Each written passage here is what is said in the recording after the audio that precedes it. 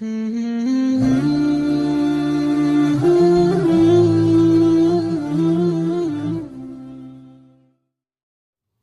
نام خداوند بخشنده مهربان نهایت با رحم. میگوید روز زن و شوهر با هم غذا میخوردند. یک فقیر در خانه اشان را تک تک زد.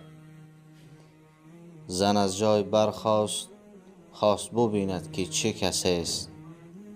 وقتی که نظر کرد فقیر پشت درش ایستاده بود. کمی غذا برداشت تا برای او بدهد. شوهرش از آن پرسان شد کی از پشت در؟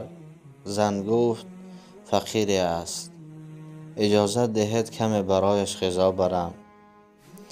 شوهر بای و ثروتمند مانع شد، اما گدا نیز ناامید از در خانه آن بای برفت. یک چند مدت پس این بای را در کارهای شکست برای شکست آمد. او را از پول مال داشتهش چیزی نماند و خانه و درهایش را نیز فروخت. این نیز کمی کرد و او را قرض بزرگ بالایش ماند. زنش را طلاق کرد و ترک وطن کرد. سالهای سال گذشت و زن شوهری دیگر کرد. روز همراه شوهرش نشسته بودند که در را کسی کوبید. مرد رفته دید که فقیر پشت درش است و به غذا نیاز دارد. به زنش گفت ای زن که به او غذا بر. زن غذا را برده به فقیر داد، اما با چشمان پر از اشک برگشت. شوهرش از زنش پرسید چه شده همسر عزیز؟ زن گفت این فقیری که پشت در آمده بود شوهر قبلی من است. مرد زنش را به آغوش گرفت و گفت تو اینقدر غمگین مشو. خداوند بندگانش را با هر راه می سنجد، امتحان می کند. من هم همان فقیر گرسنه هستم که آن روز به در خانه شما رفته بودم. من همان فقیر گدا هستم. ببینید دوستانم عزیزان، این حیات دنیای فانی پر از امتحانات الهی است. پست برد کردن آنانی که از امتحان گذشته ایمان به سلامت بردن. هیچگاه زمان به یک حال نمی ایستد دوستانم.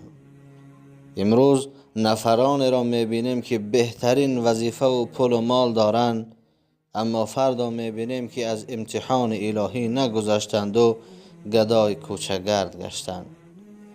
کسی به شما دست دراز کرد، دانید که خداوند تو را می سنجد، پس باید دستش را خالی نفرستیم دوستانم.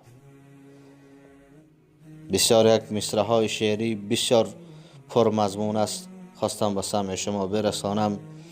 میگوید یکی درد دارد و درمان ندارد، یکی درد دارد و درمان ندارد، یکی نان دارد و دندان ندارد، یکی در امر معروف است به منبر، اگر تحقیق کنیم ایمان ندارد، یکی گل دارد و گلدان ندارد، دیگر شرم دارد و ایمان ندارد، یکی یار دارد و جانان ندارد، دیگر پول دارد و وجدان ندارد.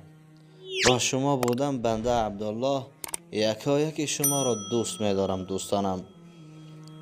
فکرهای خود را در زیر این ویدیو بنویسید و ویدیو را به دیگر دوستانتان نشر کنید دوستانم. خدا یار و مددگار شما باشد.